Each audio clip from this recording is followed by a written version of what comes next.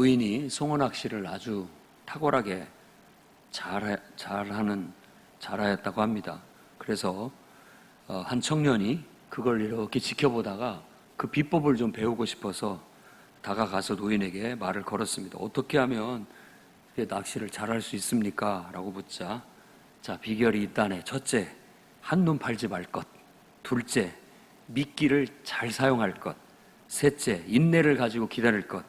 넷째, 적당한 기회가 왔을 때 놓치지 말 것.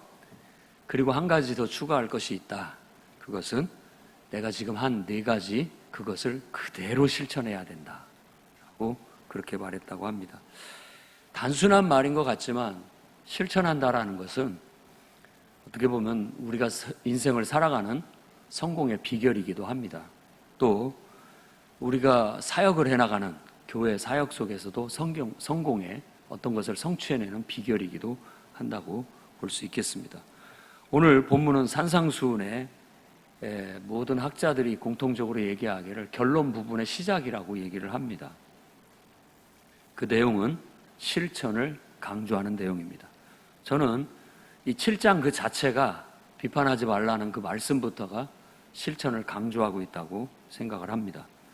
오늘 말씀에는 좁은 문으로 들어가라 명령의 말과 그것에 대한 부연 설명이 나타나 있습니다.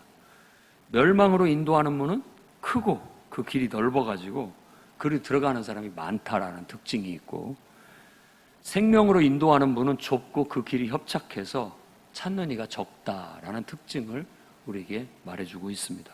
그러면서 우리가 생명으로 인도하는 문으로 가야 된다라는 것을 설명하고 있습니다. 근데 이것은 생명으로 인도하는 문으로 가라는 것을 강조하는 것이라기보다는 실천을 강조하는 내용이라는 걸 알아야 됩니다. 그래서 우리는 생명으로 인도하는 문을 선택한 자들이에요. 그렇다면 이제 그 길을 가야 됩니다. 진짜로. 말만 하지 말고. 그 좁은 문으로 들어가야 되고 그 좁은 길로 들어가야 돼요. 협착한 길로 들어가서 거기서 뭔가를 이루어내야 된다라는 걸 더 부각하고 강조하고 있다는 걸 기억해야 됩니다. 그래서 저는 오늘 본문을 통해 다음과 같은 하나님의 말씀을 전하고자 합니다. 첫째는 반드시 행동으로 실천해 내십시오. 실력, 그건 다른 게 아닙니다. 실천하는 능력이지. 백날 말만 하고 실천하지 않는다면 무슨 능력이 있겠습니까? 한 부자 청년이 예수님께 찾아왔습니다. 성경에서 큰 계명이 뭐냐? 뭐 이렇게 물어보니까 하나님을 사랑하고 이웃을 사랑하라. 다 알더라는 거예요. 아, 네가 참 똑똑하고 잘 알고 있다. 그대로 실천해라. 그러자 그 청년이 묻는 말이, 누가 내 이웃입니까? 내가 어느 선까지 이웃을 한정해야 되겠습니까? 라고 했을 때 그 유명한 선한 사마리아인의 비유를 들어줍니다. 어떤 한 사람이 예루살렘부터 여리고로 가는 그 길 도중에 강도를 만나서 길에 쓰러져 있었다. 제사장이라는 사람이 거기를 지나갔는데, 제사장은 거룩한 사람이기 때문에 시체라든지 부정한 사람을 만지면 안 됩니다. 뭐 그런 이유를 들어서 아우 안타깝구만, 그런 난 제사장이라 내가 이 피를 만질 수는 없네 하고 그냥 지나갔다는 겁니다. 레위인이 그 다음에 지나갔다라는 거예요. 레위인도 하나님의 일을 맡아서 하는 사람인지라 그도 부정한 사람을 보고 그저 안타깝게만 여겼을 뿐 그냥 지나쳤다라는 겁니다. 그런데 멸시받고 유대인 축에 끼지도 못하는 사마리아인이 지나가다가 그 사람을 보고는 아이고 이게 어떻게 된 겁니까? 하고 가까이 가서 기름, 이건 치료제를 말하는 겁니다. 상처를 치료하는 기름을 바르고 또 포도주는 소독을 하니까 소독을 해주고 상처를 싸매고 그를 짐승에 태워가지고 지금으로 말하자면 병원이나 주막 이런 곳에 데려다 줘가지고 거기서 돌봄을 받게, 이 사람이 치유돼서 완치될 때까지 돌봐줘라, 돈이 필요하다면 내가 대주겠다 하고 말을 했다는 겁니다. 예수님 말씀이 이 중에 누가 그 사람이 이웃이겠느냐라고 했을 때 바로 선을 행한 자라고 답변을 죽어가는 소리로, 기어 들어가는 소리로 했을 겁니다. 분명히. 우리는 우리의 의를 자랑하고 또 우리가 괜찮은 사람이라고 늘 말하고 또 남들 앞에서 항상 가르치려고 합니다. 누구보다도 제가 그렇습니다. 담임 목사다 보니까 목회자는 늘 앞에서 가르치고 하는데 사실 당신은 잘합니까? 라고 한다면 저도 이 청년처럼 이게 소리가 죽어들지 모르겠습니다. 실천하는 문제는 다른 문제이기 때문에 그렇습니다. 사실 우리가 실천하지 않는다면 능력이 없는 거예요. 실력도 없는 거고요. 오늘 우리는 실천에 대해서 다시 한번 깊이 생각을 해봐야 되겠습니다. 오늘 산상수훈을 우리가 쭉 배우는 결론부에 와서 주님은 이제 세 가지의 경우를 들어서 우리에게 실천을 강조하고 있는 거예요. 이 첫 번째 부분입니다. 산상수훈의 가르침, 예수님의 가르침이 훌륭하고 그 하나님의 임재 안에서 삶을 살아가는 그리스도인의 삶, 성도의 삶, 예수를 닮아가는 삶에 대해서 아주 너무나도 잘 가르쳤습니다. 그걸 듣고 은혜를 받고 우리도 그 천국의 기쁨과 행복을 맛보고 정말 하나님의 임재 안에서 내가 통제되고 하나님의 임재 안에서 내 본능도 내 감정도 내 의지도 내 생각도 내 마음도 내 진실함도 내 사랑도 다 통제되어져서 그분에 의해서 내가 사라지게 되고 그분에 의해서 온전하게 되어진다면 그야말로 정말 천국이 따로 없을 것이다. 이 땅에 지상 천국이 될 것이다.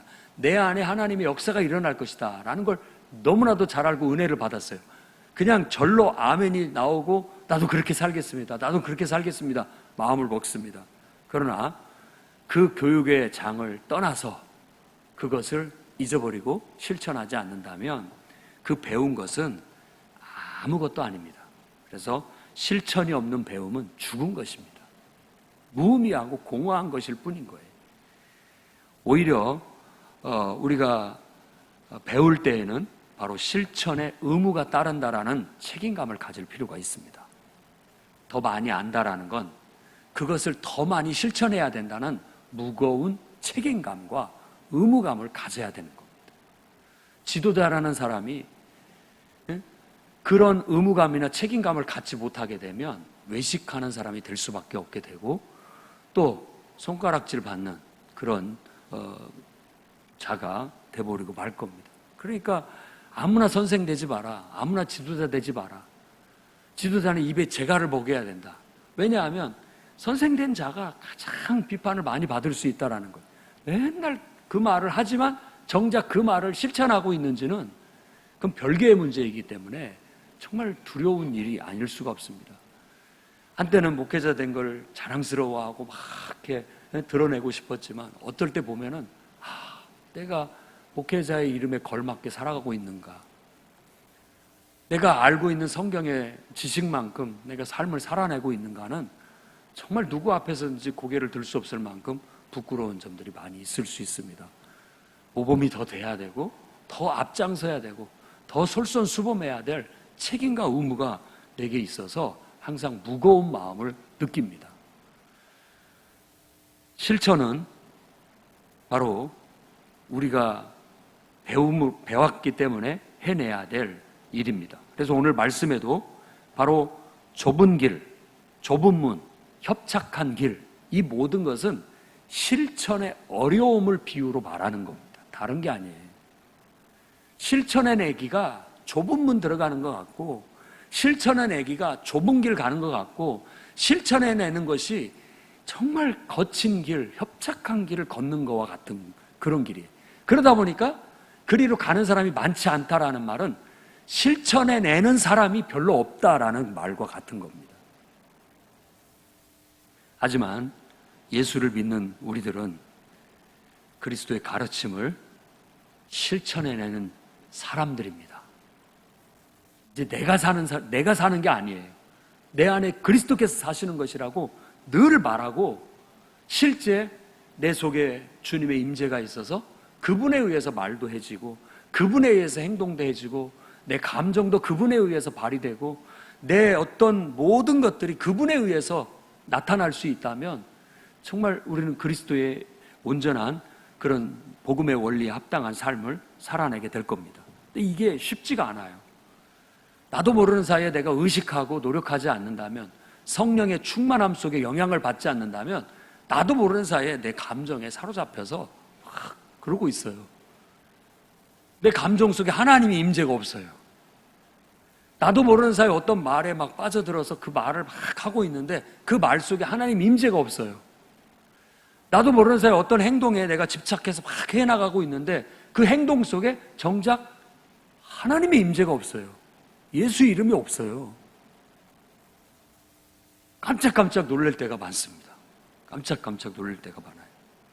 그만큼 실천이 어렵구나 하는 걸 느끼게 됩니다. 그러나 우리는 어렵다고 해서 포기해서는 안 됩니다. 오늘 말씀이 바로 그런 얘기를 하고 있는 거예요. 어려워도 힘들어도 반드시 실천해내야 됩니다. 그게 그리스도인의 사명이에요. 그래서 예수 믿는 사람은 실천하는 사람이에요. 어떤 사람이 물에 빠져 죽어가고 있었답니다. 거기에 들어가면서 도덕군자가 하는 말이, 아이고 이 변변치 못한 인간아, 왜 가지 말란 곳에 가서 거기 빠졌느냐, 막 나무라고만 그냥 지나갔답니다. 또 한 사람이 지나가면서 말합니다.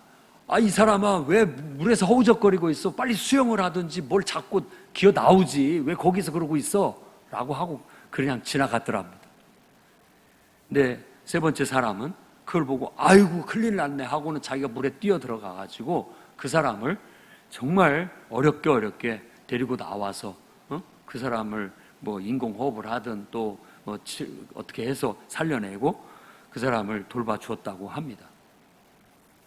자, 실천하는 사람은 바로 이 세 번째 사람인 것이죠. 세 번째 사람인 거예요. 우리가 실천하지 않고 자꾸 말로만 앞세우게 된다면 우리는 어떤 이런 도덕군자처럼 비난을 받게 될 겁니다. 말뿐인 사람인 것이죠. 그리고 뭐 이렇게 해라 저렇게 해라 말은 하는데 실제로 자기의 희생이나 노력은 하나도 하지 않는 그런 비난을 받게 될 겁니다. 그러니 오늘부터 여러분들은 그리스도인이라 생각한다면 실천하는 신앙인,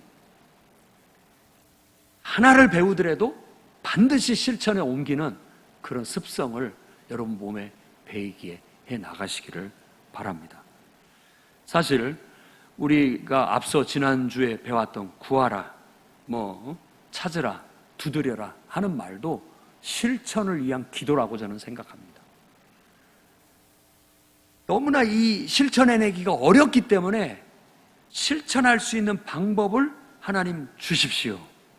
그리고 실천하는 방법을 탐구하고 연구하고 찾아내고 실천할 수 있도록 문을 두드려서 그 문을 열어내야 됩니다. 그게 우리의 사명인 거예요. 소극적인 사람은 항상 핑계거리를 찾고 못할 이유를 찾지만 적극적인 사람은 불가능 속에서도 가능을 찾아내려고 하고 할 수 없는 상황에서도 해내려고 합니다. 여러분들은 적극적인 실천가들이 되십시오. 방법을 찾으면 가능합니다. 가능해요. 적극적으로 여러분들이 창조적으로 정말 나가려고 하나님 앞에 구하고 찾고 두드리다 보면 방법을 발견하게 돼요. 찾게 됩니다. 여러분, 복음을 전하는 일 지금은 어쩔 수 없이 못해요. 못할 이유를 찾으면 한도 끝도 없이 늘어낼 수 있습니다. 하지만 할 수 있는 방법을 찾으면 할 수 있습니다. 찾아내요. 낼 수 있다라는 거죠. 전화로도 복음을 전할 수 있고 인터넷상에 여러분들이 복음을 전하는 그런 내용들을 동영상으로 찍어서도 올릴 수 있고 얼마든지 복음을 전할 수 있습니다. 하려면 할 수 있어요. 우리가 못한다고 생각하고 그 방법을 구하고 찾고 두드리지 않기 때문에 열리지 않는 것이죠. 우리의 실천도 마찬가지입니다. 사랑의 실천, 어떤 하나님이 우리에게 주신 사명의 실천, 못할 이유를 찾으면 목사님 도저히 못하겠습니다. 할 수 없을 것 같습니다. 상황이 달라졌습니다. 거리가 멀어서 시간이 없어서 피곤해서 자식 때문에 모든 것들이 다 핑계가 될 수 있겠지만 실천하려고 한다면 방법을 찾아낼 수가 있습니다. 적극적으로 여러분들이 구하고 찾고 두드리는 그런 실천가들이 되시기를 바랍니다. 그 다음에 7장의 첫머리 얘기하는 그 비판하지 말라는 말은 실천하는 데 있어서 남에게 신경 쓸 시간이 어디 있냐 이거예요. 남이 잘하고 못하는 것에 훈수둘 에너지가 남아있다면 그 에너지를 실천하는 데 집중해라. 너 스스로가 잘하는 데 집중을 해라 라고 권면하는 말과 같습니다. 다른 사람은 그 사람 몫이다. 그 사람이 알아서 할 일이다. 정말로 하나님께서 너를 통해서 도와주기를 바란다고 했을 때는 목숨 걸고 도와줘야 되지만, 그렇지 않을 바에는 에너지를 내가 할 일에 집중하고 실천하는데 오로지 집중해서 내 사명, 내가 해야 할 일들을 이루어내는데 총력을 집중하라고 가르치고 있는 것과 같다고 할 수 있습니다. 배움의 목적은 실천이고 실천하지 못한 배움은 죽은 것이기 때문에 여러분이 오늘 또 이 말씀을 통해서 좁은 문, 좁은 길, 협착한 길, 실천하기 어렵지만 그래도 실천하려고 구하고 찾고 두드리는 여러분들이 되시기를 바랍니다. 두 번째는 가치 있는 일에 도전하시기 바랍니다. 가치 있는 일에 여러분의 삶을 헌신하십시오. 앞에서 우리는 그 말씀을 배웠습니다. 거룩한 것을 개에게 주지 마라. 거룩한 것을 거룩한 줄 알아볼 수 있는 눈을 가지는 것. 가치 있는 것을 가치 있다고 알아볼 수 있는 눈을 가지는 것. 시장에서 값진 진주를 찾는 사람이 그 값진 진주를 알아보는 것, 알아봤다는 것, 이게 중요하다고 생각해요. 여러분, 우리가 이 좁은 문, 좁은 길, 협착한 길을 가는 이유는 그것의 가치를 알기 때문에 가는 거예요. 그것의 가치를. 그리고 가만히 보면 가치 있는 것은 흔하지도 않고 그걸 얻기도 쉽지 않습니다. 그래서 좁은 문이고 좁은 길이고 그리 가는 사람이 많지 않은 거예요. 우리는 하나님 나라의 가치를 발견했어요. 예수님을 닮아가는 것의 삶이 가장 복되다는 걸, 그 가치를 발견했어요. 그래서 우리는 그것의 보배를 알아냈단 말입니다. 그래서 그 가치가 너무나 좋으니까 힘들어도, 그게 좁은 길이라도, 그게 좀 어려운 길이라도 당연히 그 길은 가야 된다. 이 길이 우리 인생을 값지게 만들고 우리 인생을 의미 있게 만들고 우리 인생을 최고로 만들 수 있는 길이다. 그건 얻기도 쉽지 않다. 그렇지만 우리는 그 가치를 알기 때문에 그 길을 가야 된다라는 걸 오늘 말씀에서 저는 말하고 있다고 생각합니다. 여러분, 정말 여러분의 인생의 가치를, 거룩한 것을 분별해내기를 원한다면 하나님과 무관한 것들을 일단 제거해내십시오. 소거해 나가야 됩니다. 오늘날 인생은 너무나 가치 있는 것들이 많아서 탈이 됐습니다. 잉여사회예요, 잉여사회. 그래서 이것도 좋고 저것도 좋고 이것도 좋고 저것도 좋다 보니까 뭘 해야 할지를 모르고 선택의 어려움, 그리고 집중의 어려움을 겪는 시대가 지금 시대예요. 일단 우리들은 가치 있는 것을 구분해낼 수 있는 눈을 가지고 나가야 되는데, 그 비법이 일단 하나님과 무관한 것은 소거해 나가셔야 됩니다. 다. 그리고 여러분들의 인생 속에서 가치 있다고 생각하는 어떤 것들을 몇 가지만 선택하셔야 됩니다. 그런 일들을 가만히 보면 일단은 생명을 죽이는 일 제거해야 됩니다. 생명을 죽이는 직업이나 어떤 일도 우리는 그런 데 관여하지 말아야 됩니다. 그리고 피해를 주거나 해로운 일, 이런 일에, 그런 일을 직업으로 삼거나 그런 일을 사업으로 삼는 일을 없도록 제거해 나가야 됩니다. 그리고 사회적으로 욕을 먹거나 지탄을 받을 수 있는 일들, 이런 것들도 가치가 없다고 과감하게 내가 끌리고 욕망적으로 끌리고 그것이 돈을 많이 벌 수 있는, 쉽게 벌 수 있는 길이라 할지라도 이런 것들은 가치가 없다고 과감하게 잘라내야 됩니다. 오히려 생명을 살리는 일, 사람을 돕고 섬기는 일, 유익을 주는 일, 칭찬을 들을 수 있는 일들을, 그런 값진 것들을 추려내셔야 됩니다. 그리고 인생을 살면서 우리의 시간은 한정되어 있기 때문에 다 할 수 없어요. 몇 가지만 선택하고 그것을 가치 있게 정하고 그것에 집중하셔야 됩니다. 그래서 좁은 문이고, 그래서 좁은 길이고, 그래서 협착한 길이에요. 그렇게 해내는 사람은 많지가 않습니다. 그런 세상에 가치 있는 것을 찾아내고 알아내는 사람이 흔치가 않아요. 근데 우리 그리스도인들은 하나님의 임재 안에서 하나님의 눈을 가지고 하나님의 가치관을 가지고 그걸 분별해낼 수 있는 사람이 됐잖아요. 그래서 하나님과 관련되어 있고 하나님께 영광이 될 수 있고 하나님이 기뻐하실 수 있는 일이고 또 하나님이 칭찬하실 수만 있는 그런 일들을 찾아서 몇 가지를 선택하시고 그 일에 우리가 선택하고 집중해서 여러분 자신을 헌신하게 된다면 그 인생이 능력을 발휘하게 될 겁니다. 지금은 선택과 집중을 잘하는 사람이 성공하는 시대입니다. 너무나 많아요. 애들한테 물어보십시오. 뭘 해야 할지 몰라요. 너무나 좋은 게 많아요. 하지만 그걸 선택하는 비법을 가르쳐 주십시오. 하나님과 관계를 지어야 되고 하나님과 무관한 것은 안 된다. 해로운 건 안 된다.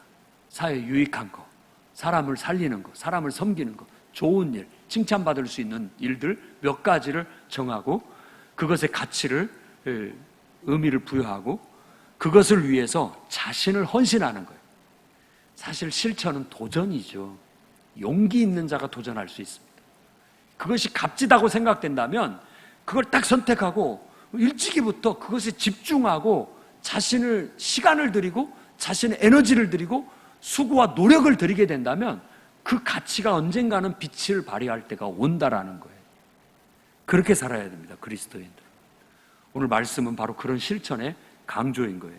그러니 가치 있는 일에 여러분들이 실천하려고 애써야 되고 그런 일에 용기 있게 도전을 해야 되고 그 용기 있는 도전을 하되 끝까지 그것을 밀고 나아가서 그 가치가 드러날 때까지 그걸 성취해낼 때까지 좁은 문, 좁은 길, 그 협착한 길 사람들이 다 도중에 가다가 아이고 이제는 못하겠다 포기하고 나자빠질 때라도 끝까지 그걸 밀어붙이고 그걸 이뤄 나감으로써 성취하는 사람이 되라고 오늘 말씀에 말하고 있는 겁니다. 가치 있는 일에 끝까지 헌신해서 성취해내는 여러분이 되기를 바랍니다. 그러면 여러분의 착한 행실을 통해 여러분의 값진 행위를 통해 여러분을 창조하신 하나님이 칭찬을 받게 될 거예요.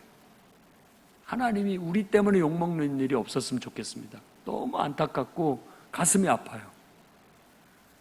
정말 우리가 하나님을 위해서 한다라는 것이 잠깐 생각을 잘못하고 또 어리숙하게 함으로 인해서 그걸로 오히려 하나님께 칭찬이 돌아가기보다는 욕이 돌아가고 그걸로 인하여서 하나님과 교회가 욕을 먹고 지탄을 받고 한다라는 것은 안타까운 일이 아닐 수가 없습니다. 사회에 유익이 되고 세상에 모범이 되고 사람들에게 정말 칭찬받을 수 있는 값진 일을 분별해내시고 그 일에 선택하고 집중해서 선택과 집중을 통하여 여러분 자신을 헌신함으로 값진 삶을 살아내시기를 바랍니다. 그 다음에 세 번째는 여러분 공짜를 거부할 줄 아는 용기 있는 사람이 되십시오. 세상에 공짜는 엄밀한 의미에서 없습니다. 그리고 공짜는 가치가 없다라는 의미이기도 합니다. 그래서 정말 하나님의 임재 안에서 진실하고 성실하게 살아가는 성도라면 공짜를 너무 좋아하지 않아야 되겠습니다. 오히려 그렇게 내가 얻고 싶지는 않습니다. 거부할 수 있는, 정중하게 거부할 수 있는 그런 태도를 가지셔야 돼요. 다윗 왕이 아라우나의 타작마당에서 거기서 번제를 드리면 전염병이 사라질 것이다 라고 해서 미친 듯이 달려가서 그곳에 제사를 드리려고 그 아라우나 타작마당의 주인한테 얘기했더니 뭐든지 공짜로 다 쓰십시오. 다 드리겠습니다. 아니다. 절대로 내가 공짜로 쓰지 않겠다. 충분한 대가를 주고 하나님 앞에 예배를 드리겠다라고 했던 것을 기억하셔야 됩니다. 하나님 앞에 가치 있고 의미 있는 것은 정말 우리가 수고하고 희생하고 헌신한 것이 가치를 발휘하고 의미를 발휘하는 것이지 그냥 뒷짐지고 나는 아무 노력도 안 하고 수고도 안 하고 그냥 묻어가는 그런 것으로는 하나님의 영광을 드러낼 수도 없고 진정한 가치를 발휘할 수도 없고 정말 하나님께 영광 돌릴 수도 없는 거예요. 제발 묻어가려고 하지 마시고 또 그저 세태에 그냥 흘러서 함께 같이 따라가려고 하지 마십시오. 공짜를 좋아하는 에베소서 말씀에서 그 도둑놈 심보는 우리 버립시다. 그런 유혹이 늘 있고 다른 사람이 호의를 베풀어 준다 할지라도 호의는 고맙지만 제가 노력해서 수고한 만큼 내가 드리고 싶습니다. 이런 태도가 성도로서 정말 실천해 나가는 아름다운 모습이라고 생각합니다. 그래서 좁은 문이고 그래서 좁은 길이고 그래서 협착한 길이에요.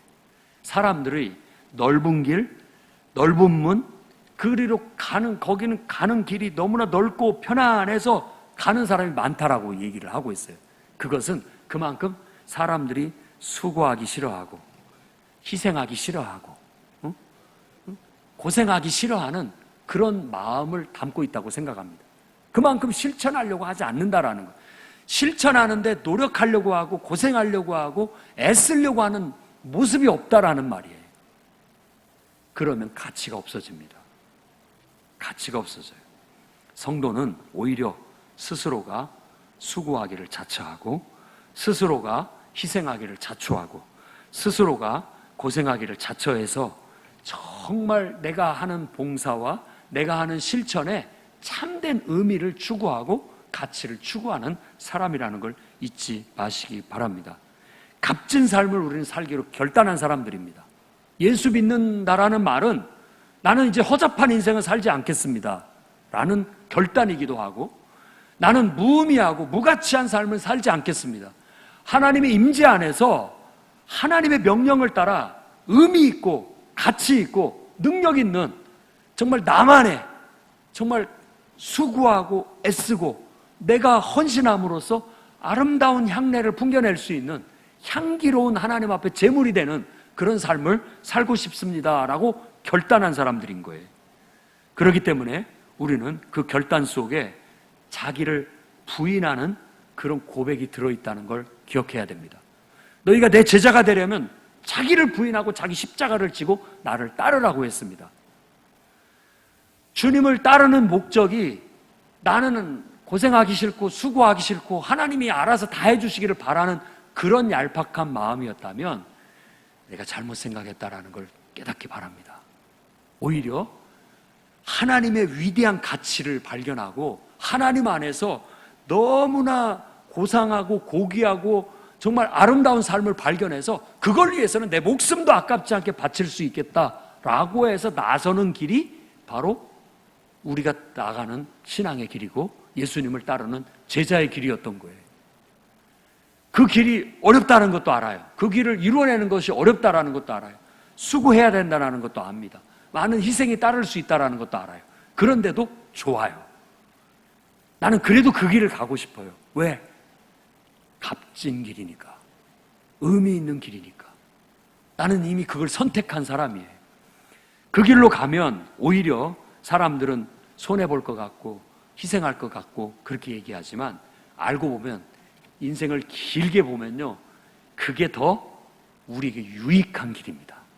더 풍성한 삶을 누릴 수 있는 복된 길이라고 성경은 우리에게 얘기해 주고 있어요.